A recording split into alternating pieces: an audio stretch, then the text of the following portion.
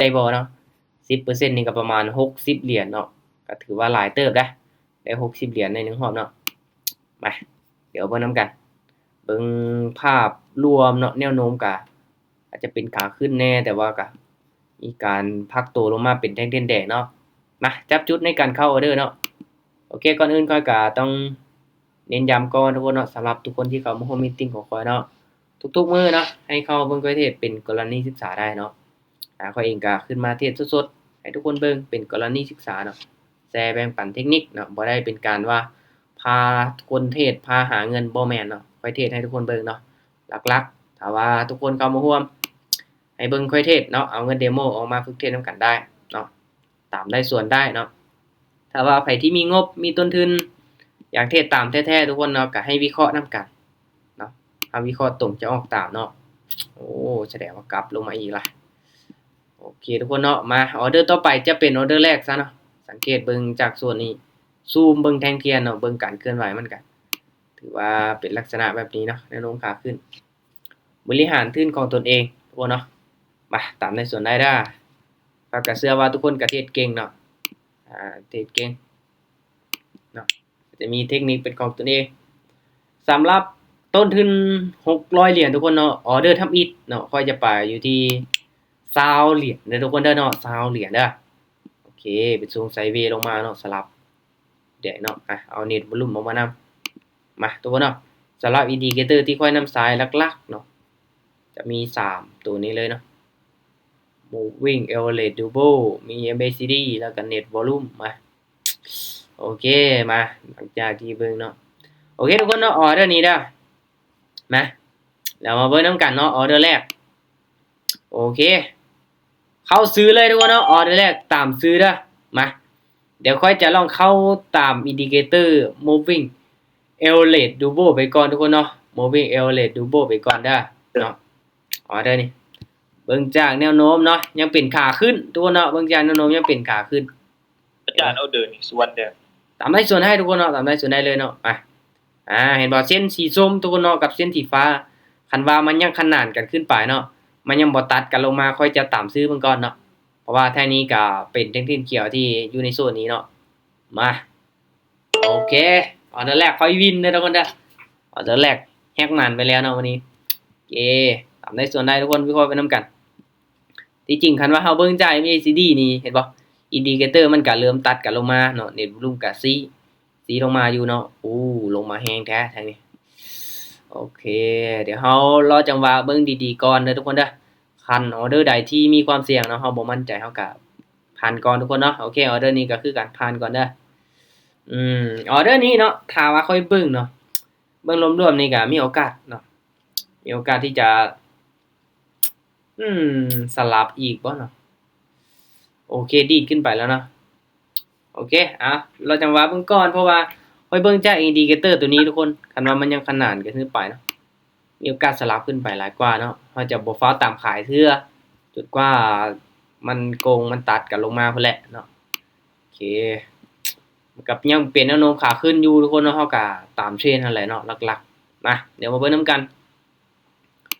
พอออเดอร์ไปทุกคนเนาะออเดอร์แรก20เหรียญแฮกมานไปแล้วมาออเดอร์นี้ก็ปรับเงินไปท่า20เหรียญเดี๋ยวเบิ่งนำกันทุกคนเนาะเดี๋ยวเบิ่งนำกันขึ้นมา2แท่งเทียนเขียวลักษณะจังซี่ออเดอร์นี้แท่งเทียนนี้ขึ้นไปสูงโอเครอจังหวะอีกบ้านนึงเด้อทุกคนเด้อออเดอร์นี้ขอผ่านก่อนขอผ่านอีกก่อนเนาะมันขึ้นมาก็ใกล้ละใกล้ฐานแนวต้านเก่าเนาะอย่ามันพักตัวลงมาเป็นแดงแน่เนาะแต่ก็ยังบ่จับคักเนาะทุกคนเนาะกันขึ้นไปสูงนี่มีโอกาสเนาะถือแฮงขายเทลงมาได้คันว่าขึ้นไปสูงหลายเด้อเดี๋ยวเฮามาเบิ่งนำกันเด้อทุกคนเด้อเดี๋ยวเฮามาเบิ่งนำกันจังได๋ลงมาอีหลีเนาะอาจจะพักตัวลงมาแดงอีหลีเนาะโอเคจังซี่แหละทุกคนกันว่าเฮาสิตามซื้อเนาะก็เบิ่งดีๆเนาะจุดที่มันขึ้นไปส่วนเขียวโอเคมาทุกคนเนาะออเดอร์นี้เด้อออเดอร์นี้ค่อนข้างที่จะขึ้นมาสูงหลายเนาะมาเดี๋ยวเบิ่งนำกัน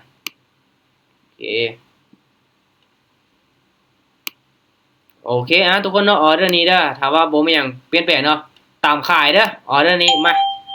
ลองส่วนเทรนแบบมืออาชีพจัดไปทุกคนเนาะเป็นแนวโน้มขาขึ้นเนาะแต่ว่าออเดอร์นี้ขายเนาะขายเนาะเบิ่งนำกันเนาะโซนนี้นี่อาจจะมีคนต้องการขายอยู่เนาะเบิ่งจากที่ผ่านมานะอาจจะขึ้นไปเขียวแต่ว่ามันอาจจะสลับลงมาแดงได้ทุกคนมาวัดใจนำกันเนาะออเดอร์นี้วัดใจนำกันสลับลงมางามๆลูกลงมาก็จังซั่นล่ะบ่ทุกคนเนาะเอิ้นว่าการวิเคราะห์สวยงามนี่เห็นบ่เนาะใจเย็นๆเนาะให้การเข้าออเดอร์ใจเย็นๆโอเคไปกันต่อทุกคนไปกันต่อเนาะถึงเงินเบาๆเดี๋ยวเบิ่งนำกันอีกเนาะอืมโอเคทุกคนเนาะตามที่เฮาเบิ่งเนาะแนวโน้มเนาะขึ้นมาแล้วก็มันยังเป็นไซด์เวย์เนาะแฮงขายลงมาแล้วออเดอร์นี้เฮารอจังหวะอีกก่อนเด้อทุกคนเด้อถ้าเป็นแท่งๆแดงน้อยจังซี่นี่บ่ค่อยปานใดเนาะบ่ค่อยปานใดมันบ่ค่อยคอนเฟิร์มปานใดทุกคนเนาะถ้าให้มันชัดเจนก่อนเนาะใครมั่นใจก็เอาออเดอร์ก่อนเลยเด้อทุกคนเด้อเนาะใครมั่นใจก็เข้าออเดอร์ไปก่อนบ่ว่ากันเนาะหลักๆเนาะบ่ว่าจะตามส่วนให้ทุกคนเทรดมีกำไรคือกันเด้อทุกคนเด้อโอเคมาเดี๋ยวเรามาเบิ่งนำกั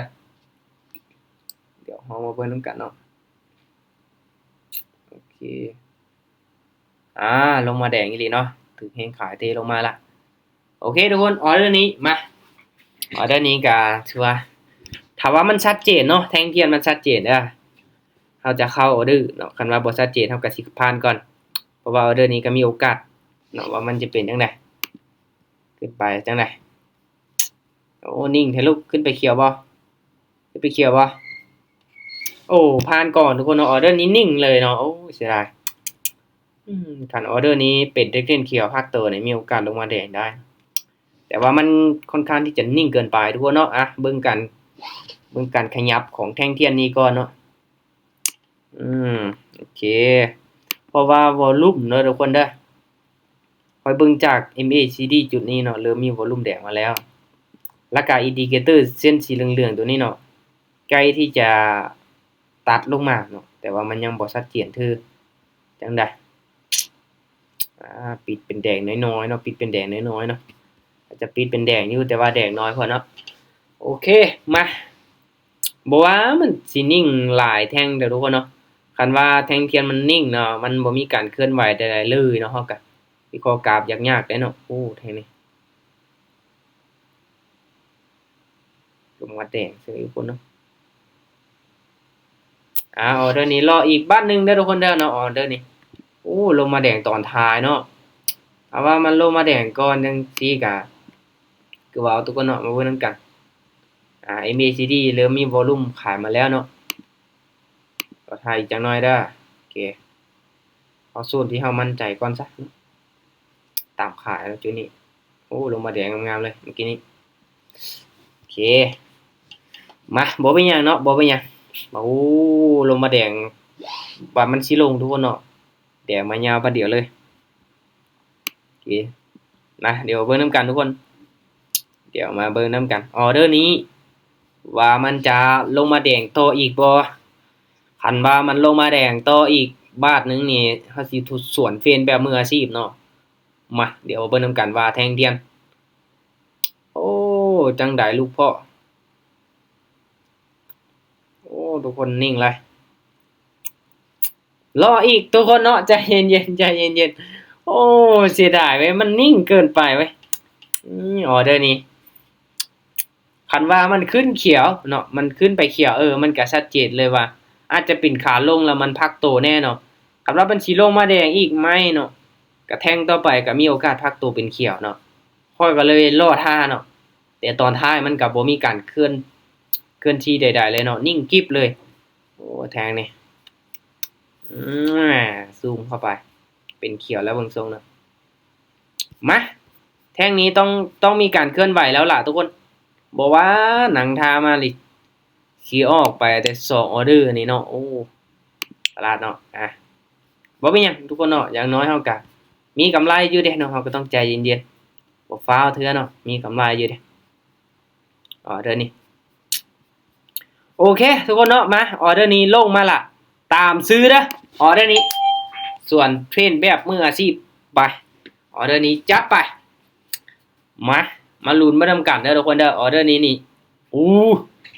ถ้าว่ามันลงมาแห้งเนาะมีโอกาสขึ้นได้มาบ่ได้ทุกคนเนาะคันว่ามันสิลงมาเนาะฮอดจุดเก้าเห็นบ่เนาะไซเทียนตัวนี้มีโอกาสกลับขึ้นไปเนาะแต่ก็จังได๋ออเดอร์นี้ส่วนเทรนเนาะโอ้โหทุกคนเนาะทะลุเลยบ่น่าเลยโอ้ยคิดว่าสินิ่งเขียวอีกเด้อคิดว่ามันสิสลับก้อนแท่งนึงก่อนที่มันจะลงมาทุกคนโอ้ยเสียดายว่าเด้อเก็บบ่เป็นหยังเสียดายเนาะนิ่งเกินไปโอเคแสดงว่าปรับตัวแล้วทุกคนเนาะเห็นปะอินดิเคเตอร์ตัวนี้เริ่มก้งลงมาแล้วเนาะ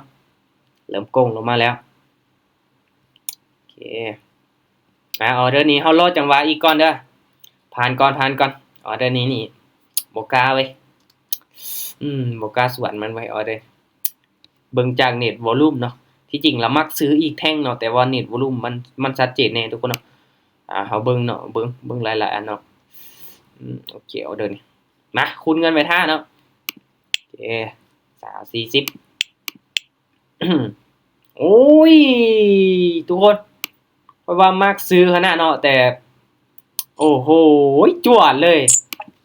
เขียวสุดโอ้เขียว8แมตช์เลยไม้นี่ป้อโตดูเนาะมาใจเย็นโอ้จวดเลยทุกคนเนาะมันขึ้นไปเฉยเนาะบ่แทงนี่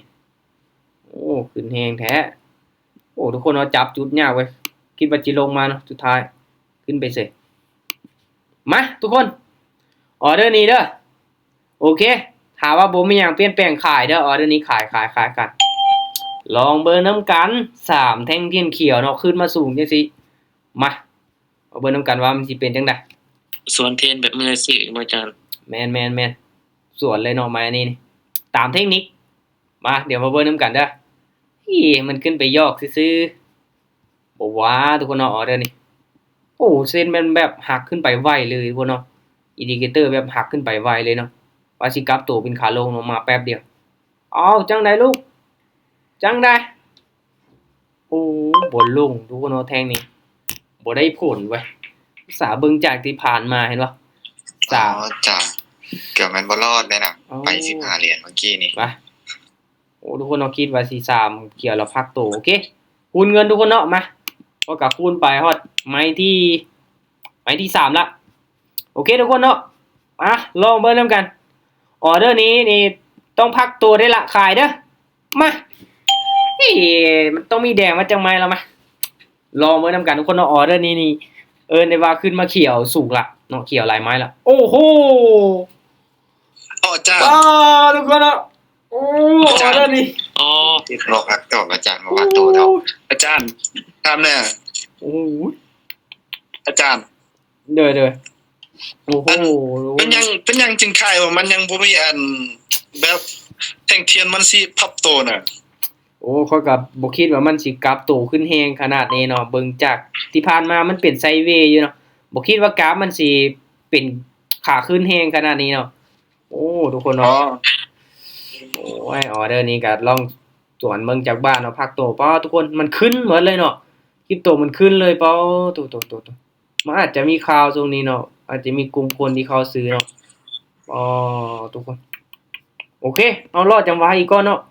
โอ้โหเห็นบ่เฮาซูมเบิ่งเนาะกราฟย้อนหลังมันไซด์เวย์มาตลอดทุกคนเนาะไซด์เวย์แล้วมันจวดขึ้นไปบาดเดียวเลยโอ้โหเมื่อวานเขามีตติ้งอาจารย์สมชายแหละมันเป็นเทรนขาขึ้นน่ะซื้อวิน12ไม้ติดน่ะว้า ยอดเลยเนาะแม่นโอ้โอเคทุกคนเนาะตัวขึ้นแฮงอีหลีทุกคนบิตคอยน์โอ้น่าจะมีค่าอยู่เนาะขอติดตามตัวอาจจะมีคนเข้าซื้อเนาะในส่วนนี้โอ้โหเป็นขาขึ้นแฮงอีหลีทุกคนมาขอยยังมีโอกาสอยู่2ไม้เด้อทุกคนเด้อเนาะเพราะว่าพลาดไป3แล้วเนาะส่วนมันไปเมื่อกี้นี้โอ้เสียดายแต่ก็บ่คิดบ่ฝันว่าสิขึ้นแฮงปานนี้เนาะมาเดี๋ยวมาเบิ่งนำกันว่ามันสิขึ้นไปส่ำใดมันสิขึ้นไปแฮงส่ำใดเนาะหลักๆเราต้องใจเย็นๆเนาะตัว โอ้ขึ้นแฮงอีหลีทุกคนเนาะออเดอร์ต่อไปเด้อทุกคนเด้อออเดอร์นี้นี่หรือว่ามันสิเป็นแท่งเทียนพักโตบ่หรือว่าจังได๋ออเดอร์ต่อไปเนาะออเดอร์ต่อไปมาใจเย็นๆจาก160เนาะโอเค80 160มาออเดอร์นี้ออเดอร์ต่อไปทุกคนเนาะป๊อมันขึ้นไปแฮงอีหลีเนาะเมื่อกี้นี้โอ้เสียดายเบิ่งจาก MACD เนาะ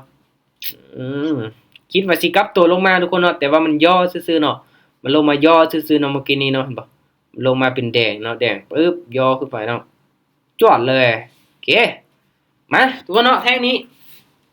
เดี๋ยวเฮามาเบิ่งนำกันคันว่ามันสิเป็นเทรนขาขึ้นมันสิขึ้นไปส่ำใดเนาะมากะหลักๆทุกคนเนาะโอ้ยเบิ่งตามภาพรวม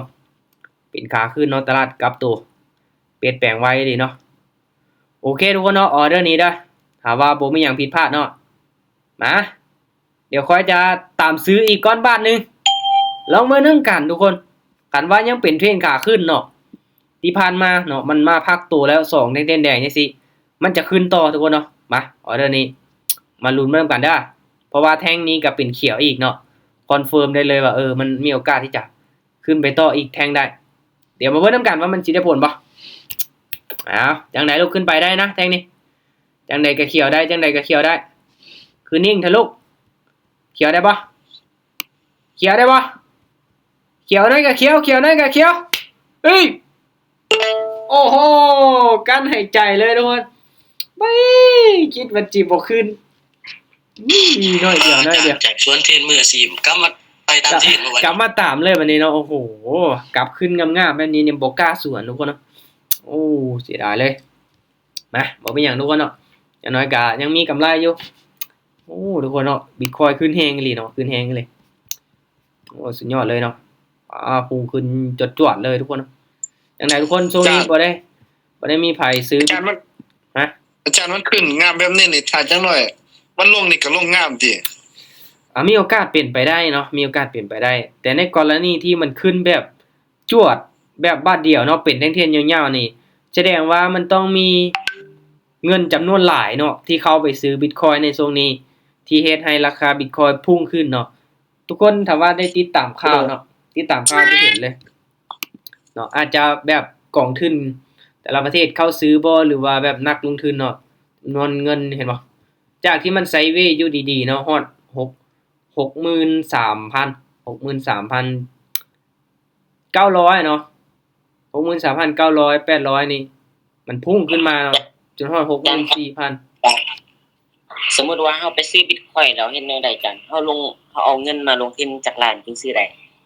Bitcoin นี่ทุกคนเนาะโอเคเนาะในกรณีที่ทุกคนยังบ่ฮู้เนาะให้ทุกคนไปซื้อในจำนวนที่แบบขั้นต่ำเลยทุกคน10เหรียญก็ซื้อได้เนาะ10เหรียญก็ซื้อได้อยู่ในประเทศลาวเนาะมันจะมีกระดานเทศ Bitkit เนาะก็เป็นกระดานเทศซื้อขายคริปโตสมมุติเฮาซื้อ Bitcoin นี่เฮาสิได้กำไรเท่าใดอันนี้นี่อยู่กับจำนวนเงินแล้วก็เปอร์เซ็นต์ของเฮาเนาะคือตัวอย่างเด้อทุกคนเด้อเนาะตัวอย่างว่าเฮามีเงินอยู่100เหรียญเนาะและมื้อนี้เฮาไปซื้อ Bitcoin น่ะ100เหรียญและราคา Bitcoin พุ่งขึ้นมา 10% แสดงว่า100เหรียญเฮาก็บวกขึ้นมา10เหรียญไล่เป็นเปอร์เซ็นต์แล้วก็จำนวนเงินของเฮาเนาะตัวนี้สำหรับในการซื้อ Bitcoin เนาะเพราะว่าบ่ต่างหยังกับเฮาซื้อคำเนาะแล้วมิก้า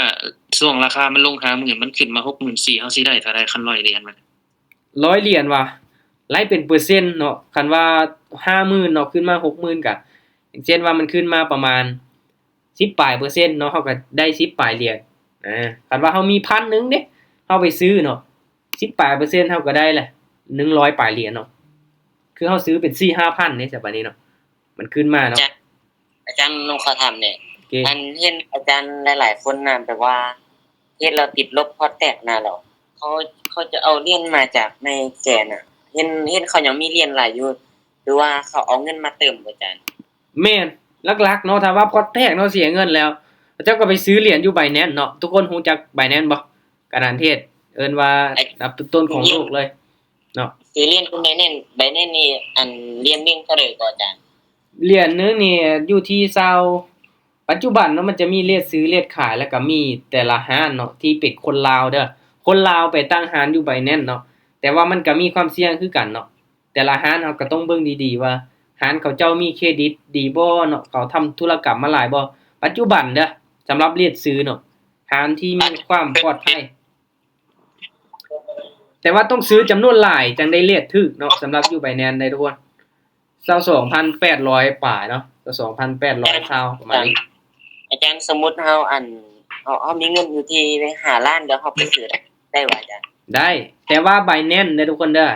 ร้านเขาเจ้านี่ต้องเบิ่งว่าเจ้าสมัคร Binance มาดนส่ำใดแล้ว เจ้ามีธุรกรรมแบบซื้อขายนี่จักเทื่อแล้วคันเฮาสมัครปุ๊บเฮาสิไปซื้อโลดนี่เขาเจ้ายังบ่ไว้ใจเนาะถ้างั้นเฮาต้องสมัครไว้ก่อนแล้วก็ค่อยๆซื้อเทื่อละน้อยซื้อเทื่อละ 500,000 บ่เทื่อละ1ล้านไปก่อนเนาะตัวนี้นี่การก็ไปซื้อเหรียญอยู่มันคือเติมเหรียญให้เราอะแน่ๆแม่นๆมันจะมีโปรแกรม P2P เนาะแลกเปลี่ยนจากเงินกีบเป็น USDT จาก USDT มาเป็นกีบเนาะน้องก็เคยเบิ่ง TikTok อาจารย์อยู่ที่ว่าอาจารย์แนะนำมาน่ะ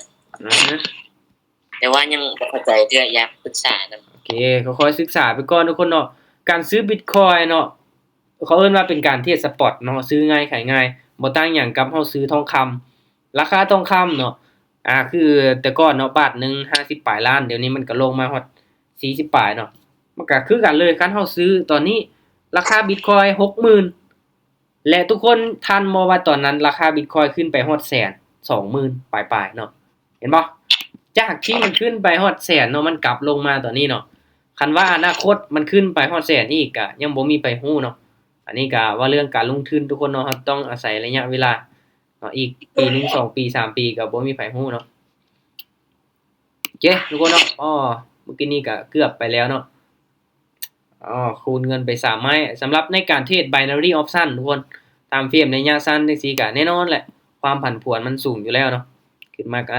ไซด์เวย์ได้เนาะช่วงนี้เนาะสำหรับรูปแบบการเทรดมันก็มีหลายแบบคือว่าแหละออกไป1 2 3 4 5 6ไม้เนาะ3กำไรโอเคทุกคนค่อยจะไปอีกไม้นึงมาค่อยจะไปอีกไม้นึงนะเพราะว่าตั้งเป้าหมาย 10% เด้ตอนนี้เฮาบวกมาเพียงแต่เอาขายเอาเด้อนี่มีโอกาสบ่ขายบินแล้วขายอ้าวโอ้ขึ้นไปเขียวจะจำเนาะก็มีท้ายมีจุดท้ายเนาะมาทุกคนอีกไม้นึงเด้อคันว่าค่อยวินอีกไม้นึงเฮาก็พักเนาะเฮาจะบ่ได้เจ็ดอยู่ในกราฟโดนเกินไปเนาะจังซี่แหละบางมื้อก็อัตราชนะสูงแน่บางมื้อก็อาศัยในการคูณเงินแน่เนาะหลักๆบริหารทุนทุกคนนะโอเคอีกไม้นึงเนาะมาทุกคนออเดอร์นี้ขายเด้อขาย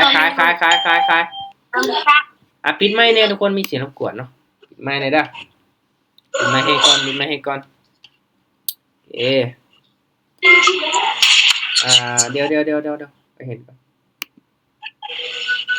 ปิดไม้ก่อนเนาะปิดไม้ให้ก่อนมีเสียงรบกวนหน่อยนึงมาทุกคนออเดอร์นี้ว่าจังได๋ลงมาแดงงามๆให้เฮาได้บ่เบิ่งจากแนวโน้มเบิ่งจาก MACD เนาะมานิ่งไว้ลูกลงมายาวๆสวยก็จังซั่นล่ะบ่ทุกคนเนาะนี่ขายงามๆก็บอกพี่ไปนี่อันนี้ก็อัดคลิปแล้วเมื่อกี้นี้แม่นกำลังจับโทรศัพท์มาอัดคลิปอยู่เมื่อกี้นี้เนาะงามๆเลยทุกคนเนาะงามเลยเนาะเห็นบ่คือโซนนี้เนาะ MACD เนาะมันโก้งลงมาแล้วก็อินดิเคเตอร์ตัวนั้นก็เริ่มโก้งลงมาแล้วเนาะเฮาก็เริ่มจับจุดขายได้เนาะมันชัดเจนถ้าว่ามันเป็นขาขึ้นมาแล้วทุกคนเนาะกราฟขาลงมันก็ยังสิตามมาเนาะเห็นบ่คือที่ผ่านมาคือที่เฮาซูมเบิ่งเนาะย้อนหลังโซนนี้เห็นบ่หลังจากที่มันเป็นขาขึ้นมาปึ๊บแล้วเนาะจวดเนาะขาลงมันก็ตามมามันจะเป็นลักษณะแบบนั้นทุกคนเนาะโอเคขึ้นไปแฮงเลยทุกคนเนาะ Bitcoin เห็นบ่ถ้าเฮาซูมเบิ่งจังซี่นี่ Bitcoin ขึ้นไปแฮงหลายได้เนาะพุ่งจวดเลยเนาะกำไร69เหรียญทุกคน10ปลายเปอร์เซ็นต์เนาะต้นทุน600ก็ออกไป7ออเดอร์เนาะพลาด3วิน4ถือว่ายังมีกำไรได้ทุกคนเนาะนี่แหละในกรณีเฮาเข้ามาที่เก็บเอาในรอบนึงบ่จำเป็นต้องเอาหลายทุกคนเนาะเพื่อหยังเนาะถ้าว่าสิเอาหลายว่าเดียวถามว่ามีโอกาสเป็นไปได้บ่เป็นไปได้ทุกคนแต่ว่าอย่าอยู่กับกราฟโดดจนเกินไปเนาะตลาดมันจะเปลี่ยนเนาะตลาดมันจะเปลี่ยนให้เฮาพักก่อนถ้าอยู่กับกราฟเบิดมือนี่ เอาไปเอามาแล้วเฮาสิคุมตัวเองบ่ได้ล่ะสิเทศเสียไปซื่อๆทุกคนเนาะเทศเสียไปซื่อๆบ่ได้แล้วเนาะถ้าได้กำไรแล้วก็พักเลยเนาะอันนี้คือสิ่งที่ข้อยอยากแนะนำนะทุกคนก็ลองเบิ่งเนาะเทศได้กำไรแล้วก็พักไปเฮ็ดอย่างอื่นเทศได้กำไรแล้วก็พักเนาะเพราะว่ามันบ่มีไผบังคับเฮาแม่นบ่โดนเฮาสิเทศโมงใดก็เทศเนาะตลาดงามจังเทศออเดอร์บ่เป็นตาออกเฮาก็บ่ออกเงินของเฮาเด้เฮาตัดสินใจเองเนาะบ่สนว่าไผสิว่าหยังเนาะตลาดเป็นตาเทศเฮาก็จังเทศเนาะใจเย็นๆทุกคนเนาะโอเคทุกคนรอบนี้กำไรมา10ปลายเปอร์เซ็นต์เนาะคันว่าจับจุดตลาดทันนี่โอ้ตามเทรนด์นี่งามๆเลยเนาะส่วนเทรนด์นี่บ่ได้ทุกคนเนาะอันตรายโอเคทุกคนเนาะขอบใจทุกคนที่เข้ามาร่วมสำหรับวันนี้เฮาก็พักแล้วเนาะโอเคอาจจะพลาดไป3ไม้เนาะเกือบถ้า4ไม้5ไม้นี่ยุ่งเลยเนาะถ้าพลาดมา5ไม้นี่เจ็บเลยทุกคนเนาะโอเค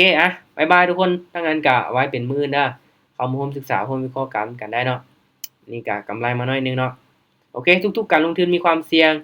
ให้ศึกษาหาความรู้ดีๆก่อนที่ว่าจะตัดสินใจเข้ามาลงทุนทุกคนเนาะนำเงินเย็นมาลงทุนเนาะโอเคบ๊ายบายเด้อทุกคนบ๊ายบาย